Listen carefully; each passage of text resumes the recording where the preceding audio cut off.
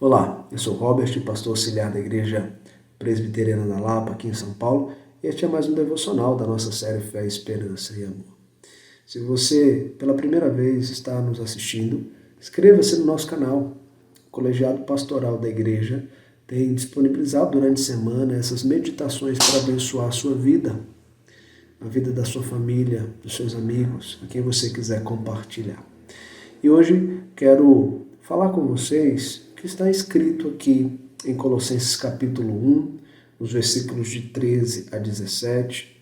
Eu vou gravar 2 vídeos. Neste eu vou falar olhando para alguns aspectos de Cristo, aquele que nos redime do pecado, como aquele que se faz presente na criação. E no segundo vídeo nós vamos seguir essa mesma linha, mas falando disso na redenção. Ok? Então, Colossenses capítulo 1, os versículos de 13 a 17, ele vai dizer: Ele nos libertou do império das trevas e nos transportou para o reino do Filho do seu amor, no qual temos a redenção, a remissão dos pecados. Ele é a imagem do Deus invisível, o primogênito de toda a criação, pois nele foram criadas todas as coisas, nos céus e sobre a terra, as visíveis, as invisíveis, sejam tronos, sejam soberanias, quer principados, quer potestades, tudo foi criado por meio dele e para ele. Ele é antes de todas as coisas, nele tudo subsiste. Quem é Cristo? O texto revela para nós que é aquele que nos regenerou, aquele que nos transportou do império das trevas para a maravilhosa luz. Esse de fato é um Cristo presente eternamente. Não é um Cristo que nasceu apenas de Maria e sua obra se dá a partir dali. Mas é um Cristo que é autoexistente, presente desde a criação do mundo. Todas as coisas foram criadas nele, a partir dele, dentro da obra da criação.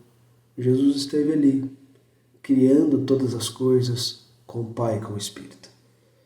Na Trindade nós explicamos que Deus é Pai, Filho e Espírito Santo, da mesma substância, com funções diferentes. Mas essas funções não levam a qualquer grau de subordinação entre eles.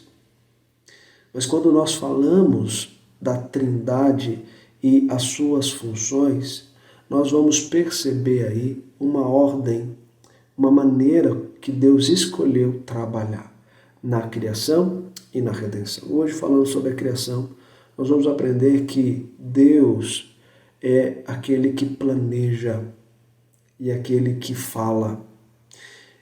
Deus Filho, Cristo, é aquele que é o mediador, é aquele que é a própria palavra falada, como diz João 1:1, no princípio, é esse mesmo no princípio de Gênesis, era o verbo, e o verbo estava com Deus, o verbo era Deus, a palavra verbo ali é logos, então no princípio era a palavra falada, e a palavra falada é Jesus Cristo, e o Espírito Santo é aquele que age, é o agente direto na realização de todas as coisas.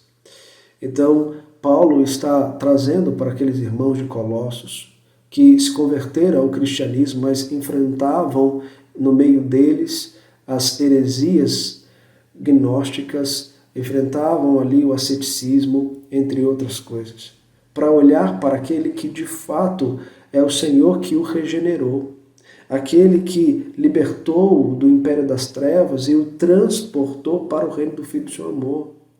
Aquele Cristo que de fato morreu na cruz é um Cristo que está presente desde toda a criação e que por meio dele todas as coisas foram criadas e passaram a existir. E esse Cristo, ele precisou vir para morrer na cruz, para ser o nosso substituto.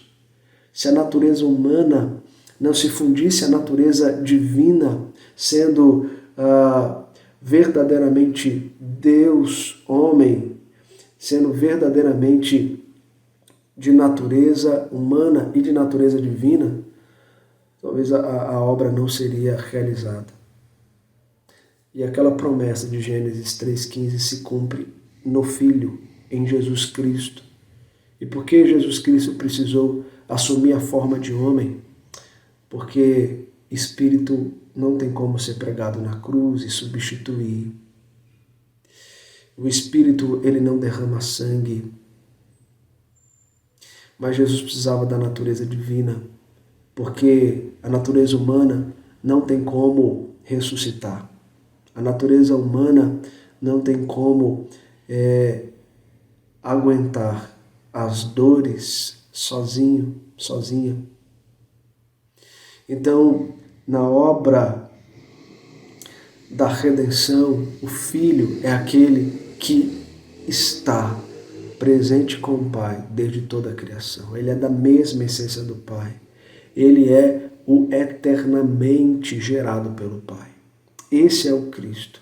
Esse foi que te transformou, que te deu uma nova vida, que possibilitou você agora não ser mais inimigo, mas ser filho de Deus juntamente com Ele.